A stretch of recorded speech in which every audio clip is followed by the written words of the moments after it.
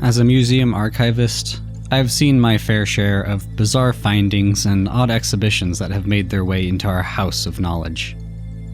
From ancient animistic masks to queer bronze statues of men and women alike, they had made their way from the deep grave of earthly soil to our prestigious halls of fame. Here, humanity can adore them, give them purpose, and gain knowledge from them, as I think artifacts are the purest messengers of the past to us. But there are things that I dare say must remain hidden, for their knowledge is too powerful, too hideous for most sane men to bear alone. Artifacts of horror.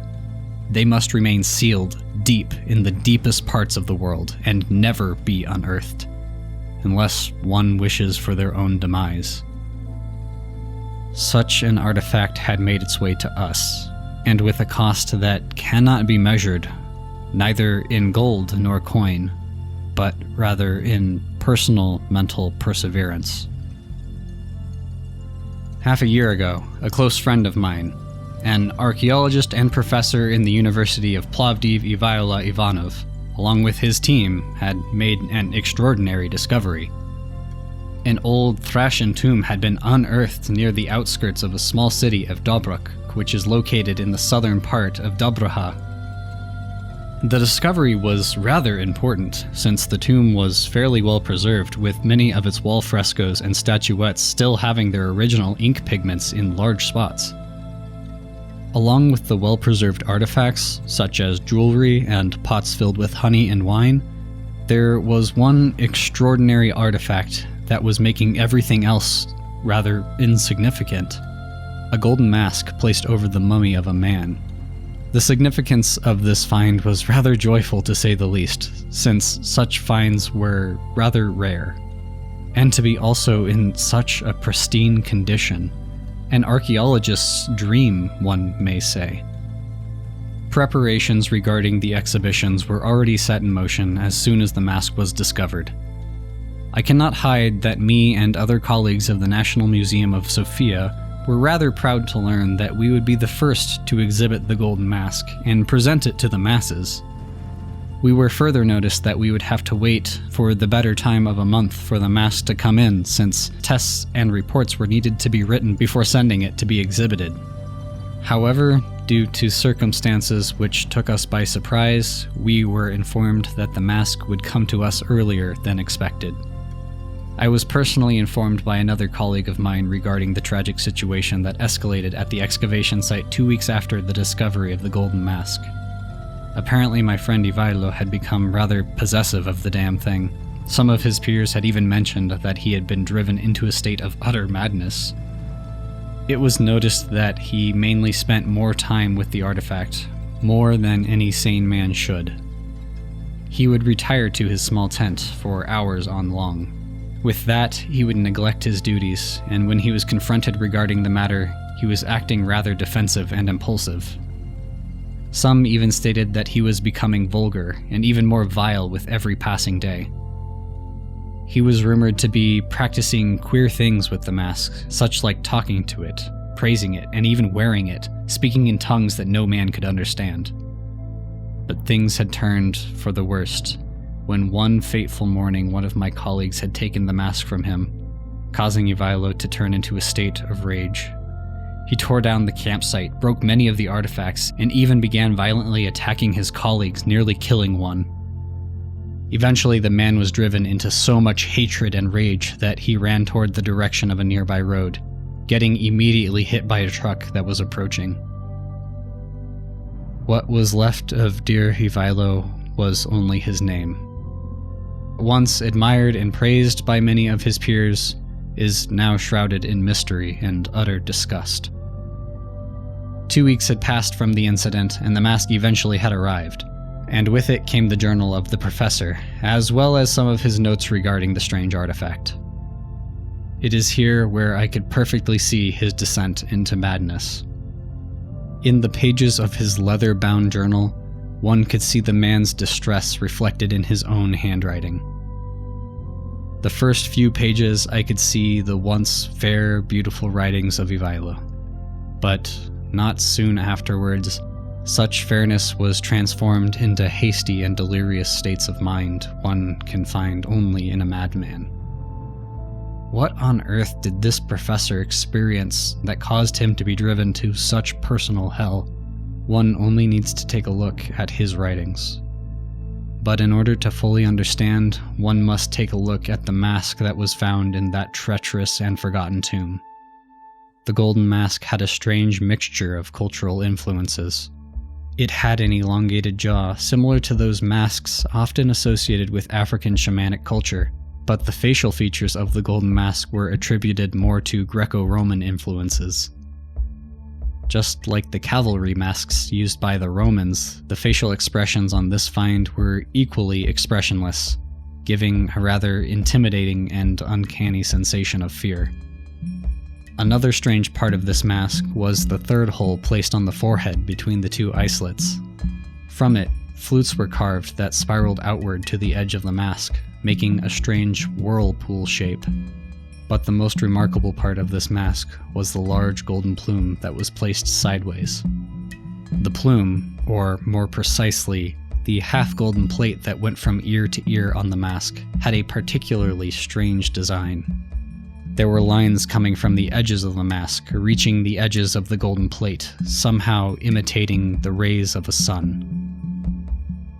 But on the golden plate, as said, lay the most important part, and perhaps the strangest of them all. There were runic inscriptions that have no Greek nor Roman origin. The letters have more in common and are almost identical to those found on a small bronze artifact that dated between the 7th and 9th century, the Rosetta Pliska. How on earth did writings of the 9th century AD make their way onto a mask that predates the Odrysian kingdom of the 5th century BC? One can only wonder. The writings of Ivailo provided little evidence on the matter. As it seems, he was rather puzzled by the issue as well. He wrote pages and pages in his journal trying to somehow decipher the hidden code. The Rosetta Pliska, for those unaware, is a small 7-pointed bronze artifact that was found in the first medieval capital of Bulgaria. It somehow resembles a star with 7 points, and in the middle, one can find the common Proto-Bulgar inscription often associated with the god of the sun. Could this tomb be at some point used by a cult of Proto-Bulgars? Or perhaps the mask was some way to honor the Thracian god of the sun and was later adapted by the Bulgarian people. No one can know yet for sure. However, what is known is that the professor was determined to unlock the secrets of this strange anachronism. And I must say, secrets he indeed had found. A couple of pages after, his handwriting becomes rather hasty, and it is here where I suspect his madness had become apparent. What follows is a summary of some of the most readable parts of his writings that somehow form any sense. There is no doubt about it. It must be some form of an ancient deity, either of the Thracians or perhaps a lesser-known god of the Greeks or Romans. But I hear them. I hear the old language dwelling in the old walls. And amidst the frescoes and forgotten runic inscriptions, I hear the words. I see them. Sonzedar, Sonzedar. I am sure it is the word for sun, or at least a variation, for it has a similar ring to it as our own Slavic language. Given the facts that many words of the Thracian language did evolve and adapt to our modern language, as well as the whole sun symbol that can be found all over the tomb, who can deny such statements? Furthermore, I must state that the runic inscriptions so far have been little to no help, since I cannot understand the way they are written on the mask. In order to compare them to the Rosetta, I must decipher one of them, a task rather hard. The last entries of the professor propose more mystery than answers regarding the matter, and the delirious mind of his began to crumble before my eyes as I read his journal. What follows are his last and perhaps least readable passages of his find. I've worn it. Well, how could I not? For it spoke to me for so long, and I was ignoring it. She was giving me the answers, but I did not listen. Well, until now. Oh, how warm it felt, and smooth to the touch. I hear them, Lord, for the men outside my camp do not trust me. And I dare say, do not trust them as well. For such knowledge you gave me, they do not deserve. You called me, and I answered first. It was meant to be, no? For why do you deny me again to see what you gave me last time? I'm thirsty. Water nor drinks will quench me, but knowledge of the beyond. You gave me a sip of the divine, and now I want more. Why should I not receive it? Is it sacrifice that you want? I already gave you my blood, but you want more? And I shall give, for my soul is yours to take. The warm sensation.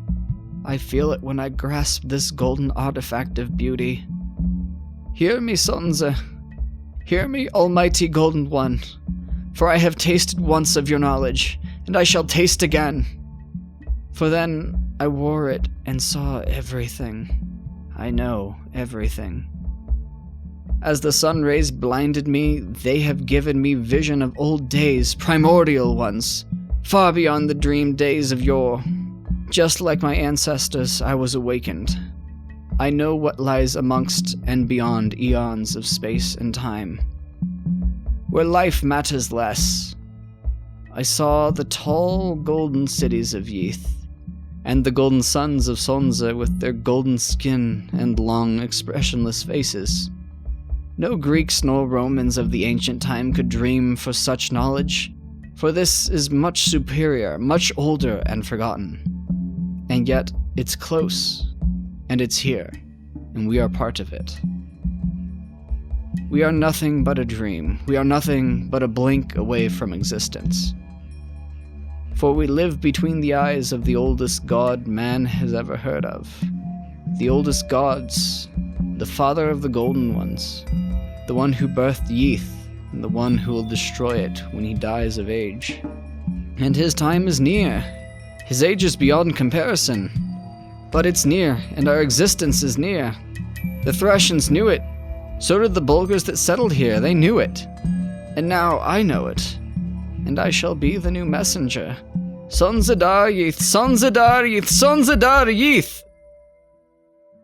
It is here where his passages, as well as writings, end.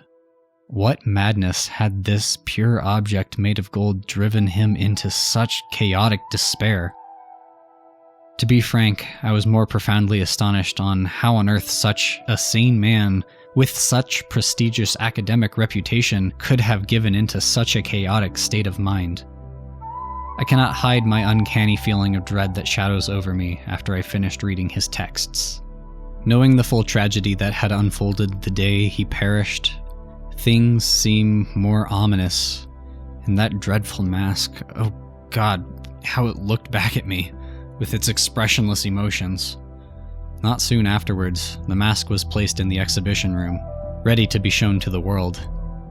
Deeply, I did not want this to be the case, but higher authorities had had enough of the professor's profanities, as well as a recent incident regarding the mask. A couple of days prior to the exhibition, I was alone in the room making some final preparations. I was staring at the odd mask, gazing at the hollow holes, thinking on what the professor had seen through them. And it is here when a sudden breeze fell upon me, and amidst it, I could hear faint whispers. The words, "gift of sun," exited my mouth, without any hesitation upon hearing the whispers. As the mask was staring back at me, I could swear I saw the runes light up in a fiery red. I was being betrayed by my own mind, but such thought was impossible. Yet when my body was slowly making its way toward the glass box, I felt that not only my mind was betraying me, but also my body. With hasty movements, I remember lifting up the glass box and casting it aside.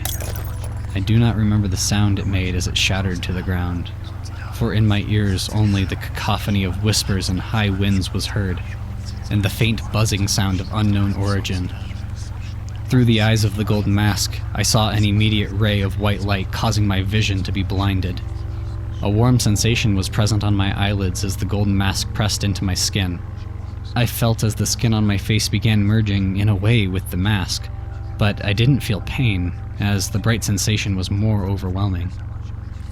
Suddenly, where my forehead was, I felt my skin tear apart in a vertical position, and along with it came the vision, a vision that haunts my mind to this day. The vertical eye slit had opened, and before me whirled an endless vortex of unimaginable colors and shapes. Within moments, towering buildings made of gold and brass came to vision, and with it came a spectacle of visions and unknown horrors. The titanic structures that were tall as mountains came into clearer view. Their architecture surpassed any form of ancient civilization, yet they had a primordial and rather grotesque design. As my body was gliding through the endless and vast city, the name of Yith was heard through the whispering winds. The streets, to me, they seemed distant, as if a sea of white marble was shimmering underneath the setting sun. It is in these streets where the giants of the Old Testament or titans of the ancient Greek and Roman myths roamed for eons, and here they stood proud and fierce. Their golden skin, comprised of scales reflecting the sun's rays, illuminating their surroundings. Their light blinded me once more, but before that, I took a glimpse at the titan's face. Their head had the same elongated jaw as the mask, but it was the expressionless and rather grotesque face that had placed me in a state of despair. Their voidless eyes stared back at me as I flew among them, fearing that at any moment a palm would swipe up and smite me like a fly. Such an act never did occur, but the thought of it, until I passed by these creatures, was giving me the sensation of utter terror. Soon enough, I was lifted toward the endless skies, and below me the city of Yith was barely visible. Before me now stood the vast emptiness of space with its planets and constellations in their prime state. The fierce and stormy Jupiter was nothing now but barren wasteland of rocks and volcanic ash. No rings nor asteroid belts could be seen in either Uranus or Saturn, and their planetary terrain was rather uniform as a glassy surface was shimmering the rays of the sun. As I glided through space and time, I saw the first colors of space beginning to take shape and size. The stars were there for me to reach, and I knew beyond them laid the one thing that had driven Ivailo into his state of pure madness.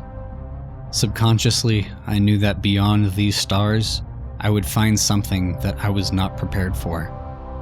I could see the edge of the universe, the realm of the so-called Golden God. But my trip was short as I was abruptly stopped by the wailings and yellings of men and women. Before me, the walls of space began to crumble, and the darkness and once empty void was filled with the fluorescent light that was forming in my vision. Above me, towering black shapes had taken place, gazing down at me. Their movements seemed slow and hazy, and one of them was right at my face and murmuring something that I could not understand. It was not long after that darkness began creeping again, consuming my vision for one more time. I do not remember much afterwards, but I was informed later by colleagues that shortly after they heard the glass shatter, they rushed into the exhibition room only to find me in a drunken state of mind. I was apparently pressing the mask onto my face and walking around the room like a blinded man with no sense of direction. I was also reported to have been yelling some nonsensical words and queer phrases. It was through the help of the staff that the mask was taken from my face, revealing to them a sight rather unpleasant. There, behind the mask, was my face of terror, with my eyes wide open and the pupil was at its smallest. The edges around my eyes were red and blistered, as well as patches around my face showed irritation or some form of skin acne that had begun. Needless to say, such incidents and medical issues were enough for the museum administration to order me to take some time off. I did hear that the exhibition would go as planned, and the presentation I was expected to give was completed by another colleague of mine. An action that I somehow despise, as I wish the mask would be simply cast into the deepest parts of the world and be forgotten. However, there's a part of me filled with more malicious intents. The pure thoughts of these so-called experts of archaeology being confronted by the same painful knowledge that I and Evalio did does comfort me. Oh, how I could laugh at their faces as to how ignorant they are. They wish to place such an artifact of horror on exhibit. So be it if they wish to sacrifice their own and their audience's sanity for a mere brief nationalistic gratification. Who am I to oppose them? But dare I say their pathetic attempts on naming such grotesquerie as the sun god is a rather blinding thought of mine, for this is no mere simple god. Apollo, Eurylo, Sol, even Tangra are mere gods, for this is beyond them, beyond anything that can be simply read or learned in a classroom. With such knowledge in my possession, let these professors and museum staff alike be damned, for they are their own harbingers of death and misery. Even I would consider myself rather sane in contrast to Evalio. I suffer from the very same fate of madness. When night falls and the stars appear in the sky, memories of those primordial days begin to circle back. The shimmering and glowing streets of Yeth, the titans of old eons, the vast, abyssal, and primal space seem to haunt me, making me thirsty for a forbidden knowledge that I know will be the cause of my death. Amidst the howling of wind and rustling leaves, I hear them calling for me, the residents of Yeth, the mask and its creator, and along with their gift of sun. Son Zadar. Son Zadar.